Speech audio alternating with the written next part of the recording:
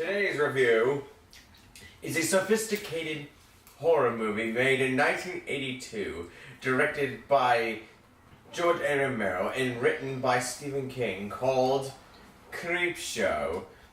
Now, we are going to take each segment and rate it and give us our thoughts on it.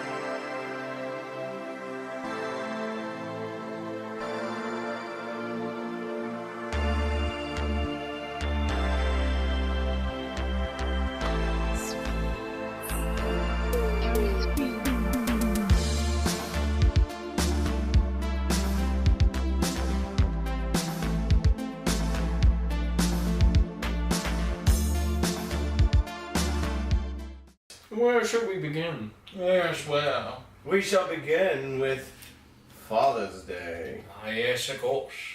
I quite like how this one feels like an Edgar Allan Poe stories of sorts. It's like it's a very classical, a person gets driven mad by their annoying relative or their annoying friend, and something about them snaps and forces them to murder the other half. But it ends up biting them in the ass. And it ends up biting them in the ass, psychologically and physically, with a... Physically in this case, yeah. A rather brilliant climax to the film. Yeah. Happy Father's Day. And we get the sort of high-class, wealthy family, and they're really rotten, despicable people, pretty much. Especially with, I don't know, what was the point of those two bratty children, honestly? No, to prove that family can be an annoying thing to deal with. Oh, definitely. I mean, especially the father. I mean, if my father kept asking me, "Where's my cake?" I probably want to stab him too. Or beat his head open with a ashtray. I'll admit, it's got what I think, when I first saw it, I was like, okay, it seems pretty average. But then when we see those shots where it makes it look like a comic book, I'm like, wow.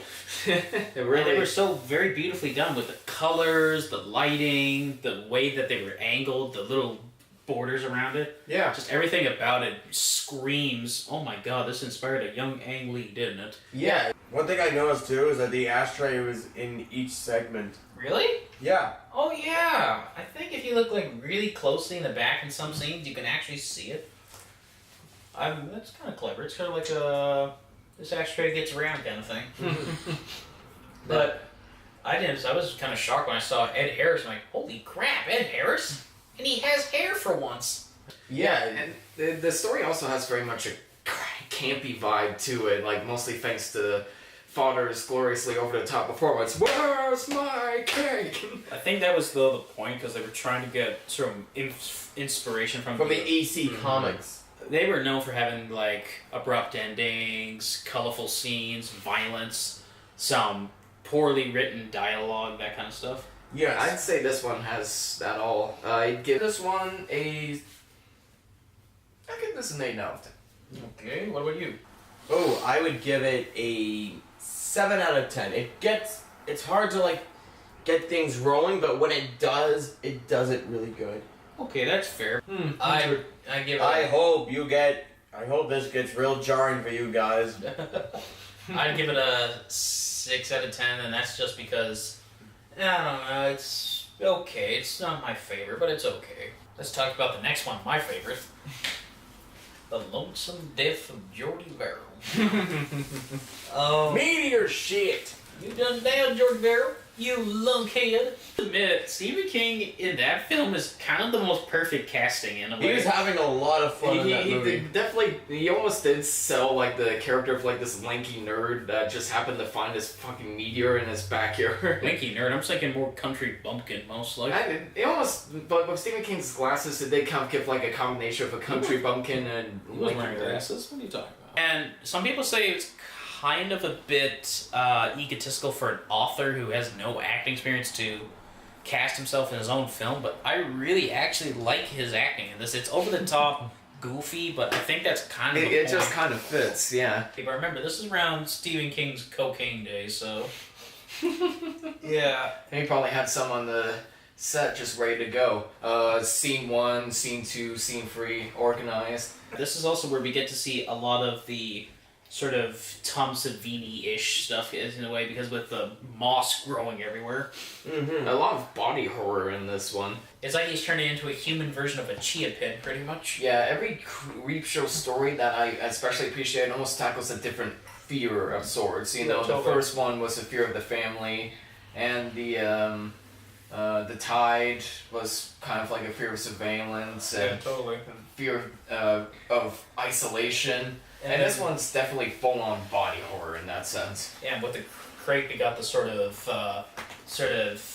kind of dark thoughts in our head kind of thing. And then with the bug one, it's pretty much just a creature feature. But I will admit that some of the moss effects have not aged particularly well. Yeah, and it does kind of stand out. I like Tom Savini, but I was thinking, did you really have to make a monster that looks like Oscar the Grouch after a crack binge? That's the real grunge right there. But one thing I appreciate the most that you and I were talking about is the fact that there's a great sense of isolation, and not just because it's kind of in the middle of nowhere story, but because no other characters really show up at all throughout the rest of the story. I was really impressed that they could pull that off. I mean, it's just King pretty much, and maybe a few flashbacks with his dad, but yeah, it's mostly just his reactions to everything, really. Mm-hmm. Even for a short film, a lot of horror people go the route of throwing in extra characters for the sake of exposition, and the fact they held back from that, I just can't help but admire. Okay, what did you have to rank it though? I would rank this a same rating as Father's Day. Oh, really? 7 out of 10. I give this one a 7 out of 10. Okay, that's fair. Well, I really like it for the whole isolation thing, because it's just one guy pretty much the entire time. That is definitely nice for a change. And we got sort of that sort of cosmic sort of don't touch what you don't know kind of thing that was really popular with a lot of H.P. Lovecraft kind of stuff. Yeah. And with the body horror that David Cronenberg really liked. So because of that, this is one of my favorite ones, so I'm going to give it a 10 out of 10. If this was a Cronenberg movie, it would be a lot of blood and guts. Obviously. Yeah, the heads would explode for no reason. And weird sexual fetishes also. My favorite segment from that movie is the crate. Oh, Absolutely. Yeah, where you... Because, like, it's got everything going for it. Like, it's got, like, the creepy monster and the gore. It gets a unlikable character killed. Oh, yeah. Wait a minute, it's got a Jaws cast member in it. Yeah. And the dude from Reanimators in it. This film almost feels like a weird hybrid of like over-the-top blaxploitation films and like the Hulk, where like every time the monster would come out, there's no subtlety to it. Like it plays like dramatic music, and there's really the colors in the background pop as the monster shows up in front of the screen. And wasn't there like a little cute nickname that Tom Savini came for the creature? Fluffy. Oh, that's just adorable. That's adopted. Who's your adorable little murderous beast? Looks like a Wampa and an Ewok had rabies and had a child together, pretty much. I feel like they knew this fact wasn't gonna hold up well. It's like, alright, let's just camp it up, folks. Let's have fun with this. There's also a Easter egg for John Carpenter fans. Oh, yeah. What was that? What was that? In the crate, it says J. Carpenter, Antarctica. So The Thing. maybe it's the Thing. Maybe that's what it is. Who knows? It'd be interesting if the Thing and the Fluffy had a fight in the movie, though. Who would win? I mean, the Thing would probably win for sure. Thing can change form. And Fluffy's like, I don't know, what is he, like the size of, probably about here, I reckon. Yeah. And you were talking about the narcissistic wife, and this is probably like the start of characters who we just grow to not stand and grow to incredibly low, and that when they die, it's weirdly satisfying to us. Yes. I think even Stephen King said we secretly have a lust for that kind of thing, and we use horror movies and stories to keep that at bay. Sure to keep it, something like that. She's sort of over-the-top drunk element, but she's also very domineering of her husband, and We all have that one person that we really hate. Yeah. That we just fantasize like shooting in the head. That was weird. But the weirdest thing is, the husband's no great either, because it seems like he's got these really dark urges sort of lurking in his head, pretty much. Mm-hmm. And it's only after he's been pushed too much that they finally resurface when he finally sees an opportunity to get rid of her. It's nice to see that a stuck-up character like her get her due. Mm. What are we gonna give this one? I would give this a 10 out of 10. Alright. Because it has one of the most satisfying kills I have ever seen. Just tell her to call you Billy.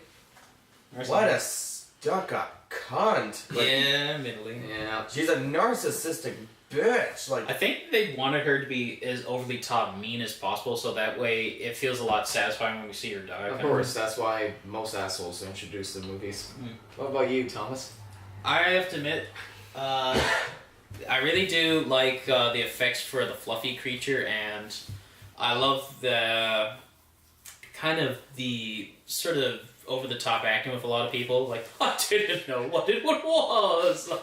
Some of the over-the-top acting? You mean all of the acting? Yeah, and I also do like the sort of Easter egg thing, because it really makes me come up with these weird fan theories all of a sudden. yeah. So I'm gonna give this one an 8 out of 10.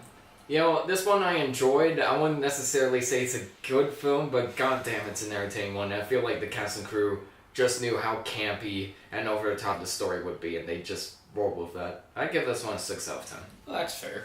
All And right. now we got to talk about the most Something that tied you over. with 2 comedy stars in it. My personal favorite, because the build up to the scene, the scene is just perfect. Because it starts out with something that's a little weird, like somebody knocking on your door and asking you to come with them. Somebody taking you to the beach, which is even more weird, and then burying your head in sand, which is even more weird. And I think that's how you should handle a creepy scene in a horror movie. Yeah, don't totally. don't just jump scare us. Build up to the creepiness and build up with a lot of hints about something that isn't quite gonna go the way you think. The scene is almost a bit creepier in a way because of Leslie Nelson, rest in peace. Yeah. His deadpan nature kind of makes it wonder, why are you feeling this way? You shouldn't be. It gives him like a blank serial killer vibe in a way that's still campy and entertained enough to fit the tone of the rest of the shorts. I always thought in my head that he may have been maybe like a mafia goon or something like that, but I'm thinking more maybe he's just some rich guy who's able to do all this. He's probably just a rich asshole who gets off on murdering other people. And even Ted Danson. Man. Yeah, Ted Danson, before I screw it up again. Yeah.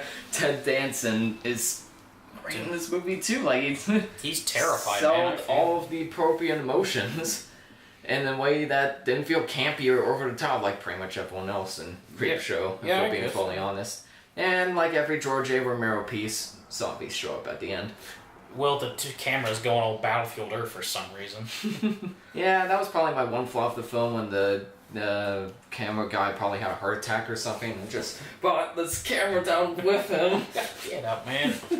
And I really do like the chemistry we got with Ted Danson and Leslie, because Leslie, not a lot of people know this. Some people always assume him for his comedies, but before he did Airplane, he was mostly known for doing either dramatic romantic leads or sort of these villainous leads in these little low budget kind of films. So Leslie gets to really shine because he gets to show his range as an actor, and Ted feels terrified around him. And I don't know what it is, but every time I see Ted Danson, I just imagine the theme from Cheers in my head all the time. Aren't you always glad you Okay. came? I'll last longer than you! Yeah, but it's kind of weird because we get this sort of with the subplot with the whole surveillance thing, because that was really a really creepy issue at the time. And it also, yeah, definitely makes you wonder if you're being watched yourself as well. Oh, look, I got an advertisement for Fallout. I was just looking at that yesterday. Exactly. Like, yeah. these days, that kind of thing is just commonplace, whereas back then it was a genuine fear. And It was new, so it was getting sort of George Orwellian in this one. unfortunately, they were right. Mm-hmm. I'd give this one a 9 out of 10. It's easily my favorite out of the anthology. I'm gonna go 8 out of 10 because it's got what I think the most perfect cast in that, pretty much. So yeah. What would you say about the film? I'd say it's a really creepy and intense movie. Oh, definitely. I would give it an 8 out of 10. Mm-hmm. Nice. And now we go to the final segment, which will definitely is not for the squeamish. They're creeping up on you. Why did they have to pick cockroaches? Honestly, Cockroaches just. I know it's kind of an easy choice for creepy horror imagery, but that's because it works. Because every single cockroach was actually real. Like, none of those are puppets, none of those were CGI. Every single cockroach was a live cockroach. And they had like what, thousands on set. Thousands on set. And then they broke out and they were everywhere on set, pretty much. Can you imagine how unnerving that had to be for the crew who had to work in that? And not to mention the janitor and the cast crew that had to clean up that mess. Oh. People were throwing up because of how sick it was and all that, so, yeah. Oh, yes. Guess where they got the cockroaches from? Where? They went to caves and they found them in bat shit. Oh, man. What? Come on. Jesus. I think at that point I'd be like, we're using puppets. I don't care how much CGI we have to use, just use it. Yeah. But they didn't use CGI, and I appreciate that. Same with all the clips of Creepshow, even though some of the practical effects have aged considerably worse than the others. But in this scene, they really used cockroaches. And it really does. Nobody will care if you kill them, so yeah. I think the actor who had to work with those beetles gets the Golden Balls of Steel award for having to deal with all those beetles. And oh, let's not forget about the ending of They're Creeping Up on You. hunky bastard. Yeah, that was weird. I don't know. But, to be fair, it's got that typical King-ism with it, because apparently King said this was actually a metaphor for rich, white, privileged Americans getting fearful of minorities and stuff like that. Really? Yeah, supposedly. Especially with the black exterminator that comes to help out, but he doesn't even let him out, kind of thing. Oh, I guess I can see. And how they view them as cockroaches, pretty much. Subtle. I don't know how I missed that in that case. Yeah. I give this one a 7.5. I give this 7.5 nopes out of 10. Yeah, pretty much. Yeah. 8.5 out of 10. I have to admit, this one really creeped me out because I hate cockroaches. I just really hate cockroaches, and I feel bad for the actor who had to deal with all that, getting those things all over you. I just couldn't do it, so I'm gonna give this a 9 out of 10 because that's how terrified I was. Ooh, I think I can see a cockroach on your arm right now. Say this to me now, not when we're doing this shoot. It's really hard to review anthology films because usually the storyline outside of it. Oh, that one too. We have to wrap that. Oh yeah, that's a good point. That's weird because it's sort of a mimicking thing because this was King and Romero's response to people who had that sort of moral outrage and panic about comic books that were going to corrupt the youth of America and stuff like that. Yes, and let's not forget the dad just sitting on the chair on the fireplace, drinking a beer and saying, "This is why God made fathers." Oh, Tom Atkins, you're just the perfect asshole in those scenes, pretty much. Wouldn't be surprised if he showed up later as dickhead fathers in other 80s films. Maybe. And also we get, like I say, a payback because that's what those comics are about, getting people who were rotten and all that stuff. Mm-hmm. And the kid, I didn't even know this, is apparently Stephen King's real son, actually. Who will grow up to alright. become another novelist like him. And his acting is just as kooky as his dad's also. He told me to get your cuffs from Sunday. Oh, bless you, kid. You are just perfect in that role. Yeah. Brings us to the finale of the dickhead father. With the framing device, yeah? Yep, the framing device, and of course him getting his pass through as well. Hey, I'm sorry, Tom Atkins, but you deserve this, man. Yep. But as for the anthology film itself, it's very difficult to review anthologies, but if I had to combine up a score for all of them, I'd say I'd give this one a 7.5 out of 10. Well, I don't know. I feel like this film encapsulates what everybody loves about King and Romero, pretty much. Their creativity really shines in this film, and I really feel bad that Hollywood's not taking the initiative and really taking interest in anthology films. They've got a gold mine here, and they just keep mining for coal. Yeah, and they don't take advantage of it, and a lot of people have gone on record saying that this is one of the most perfect King adaptations in a way. And I've read the book, and I'll admit they got a lot of things right, but I like it just on its own merits for King and Romero's sort of loving homage to the EC comics, pretty much. And that's what it is, a homage pretty much. Yeah, homage to comics isn't something we see too often in horror films either. And that's why I'm going to give this a 8 out of 10. As for the entire anthology movie, it's hard to rate an anthology movie when you have like hits and misses. So I'm just gonna give it a 7 out of 10. That's fair. Yeah, I'll admit, I'll admit I actually like anthologies. I think it's really cool, actually. That's my opinion, and I really wish that a lot of studios got into that sort of thing because, I don't know, it kind of feels like they're missing out on a goldmine opportunity, really. And let's be honest, it's not the crappy sequels, at least. Oh, God, no. So, and like Savini says, Tales from the Dark Side is the real sequel to that. Excellent. Well, thank you guys so much for watching. If you like this video, click that like button and that fancy bell button. And don't forget to subscribe. You can also follow us on Facebook, Twitter, Instagram, and we even have a Patreon page. So feel free to send some money our way if you really enjoy our content. But as always, guys, we'll see you next time in the next video. We'll have to get some more videos from them, right? Maybe make our own anthology. Who knows? I can hold my breath for a long time.